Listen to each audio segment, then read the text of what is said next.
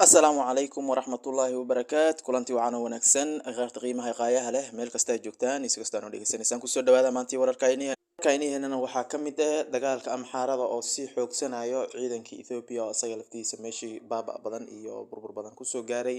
iyo Oromo mar labaad rabto inay dagaal kale ku soo qaato dagaankii Soomaalida kuwaas oo maalmo ka hor lagu xasuuqay markay dagaal ku soo qaadeen kusoo dhawaada wararkii oo faahfaahsan jabhadihii xamxaarada oo dagaal rabaan inay soo ogaan xoogna aad u xoogeysteen kuwaas oo hub badan iyo ciidan badanba meel dhawaanba ku aruursanayeen meesha iyo ciidanka Ethiopia asaga laftiis aad loo xasuuqay Abiy Ahmed oo arrinta ka hadlay ayaa sheegay inay amxaarada ay soo xoogsadeen kuwaas oo laga yaabo inay magaalooyinka weynaa ay meeshii ay inay soo galaan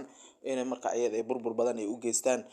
Ethiopia oo ay ka laftooda isku diyaarinayaan inay ciidan badan meeshii ay geeyaan hub badan ay marka ayada isku diyaarinayaan inay ku sii ogaan dhulka ayada aha maadaama ay amxaarada hadii ay soo xoogsanayso maalin ka sii dambayso ayna rabaan marka ayada hadii inay qabsadaanba gabi ahaanba Ethiopia Abiy Ahmed oo arrinta laftiisa walwal badan iyo cabsi badan ka qabo ayaa sheegay inuu dagaalkii uu sii wadi doono uuna iska marka ayada amxaarada meesha ku soo afjari doono ayna dhahay waayo dagaalkan waqti dheer ayuu socday amxaaradii inay baxdana lama rabto marka ayada dagaalkii waqti dheer ayay marka sii wadaan oo isku soo aruursanayaan oo marka ayadana rabaan inay ka taqlusaanba gabi ahaanba Abiy Ahmed iyo xukuumaddiisa iyo ciidankii meesha ku sugnaa oo in badan ba la dagaalamayay dagaalkaas oo hadda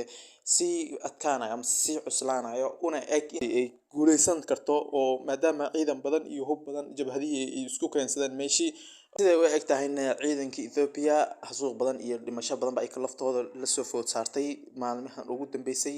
amxaaradii oo hadda si xoogsanaysa ayaa la sheegayaa inay magaalooyinka weynaa ee deegaankii marka ayada ay xaqiis u soo fidayaan una eg tahayba inay magaalada soo gali karaan hadiiba marka ayada Abiy Ahmed iyo xukuumaddiisa ay wax ka suubin waaso oo dagaalkaas buu marka ayada ay ciidan badan iyo marka ayada farsamo kalaba ay ku galaan mooyaane inay marka dagaalka uu si adkaan doono ay ka laftoodana la xasuuqi doono ay u egyihiin dhinaca kale Oromadii oo soo qaaday dhawaan ku soo qaaday deegaanadii Soomaalida ee degnaayeen oo rabeen inay marka ayada Soomaalida ee barkiciyaan dhulka ay lahaayeen ay ku xogaan ayaa Liu Police meeshii u gashay oo san u soconaba marka ayada lagu xasuuqay oo marka lagu burburiyay oo jab weyn ka soo gaaray ayaa sheegeen inay mar labaad ay soo qaadi doonaan in aarsan doonaan dhulkii ay ka ahaa iyo marka ay hadafkii ay lahaayeen ay gaari doonaan maadaama arrintii ay u jecleysteen ay rabeenba inay ka fuliyaan meesha ay u suurtageli waayso waqtiga asaga ahaa ay cilada marka ayada la awliga meesha soo galay iyo oo ayagoo laga tarebatay misan laga hubbatay oo marka ayada meesha lagu xasuuqay ayaa sheegayaan inay mar labaad ay soo rabaan inay u qaadaan dagaal labaad wixii marka ayada ay rabeen misan dhulkii ay Soomaalida lahaayeen ee rabeen inay dhacaan ka istaagi doonin oo marka ilaa ay dhulkii iyo marka hadafkii ay lahaayeen ka gaaraan jabhada dambe iyo hub dambe ee marka ayada isku aruursanayaan kuwaas oo u eg hadda inay ayaga laftooda ay xoogsanayaan oo ciidan badan meeshii iyo jabhad badanba meeshii ay ku aruurinayaan hub badan ee meelo kala duwan ay ka keensadeen kuwaas oo la filayo misan loo maleyn karo inay dagaal soo qaadi karaan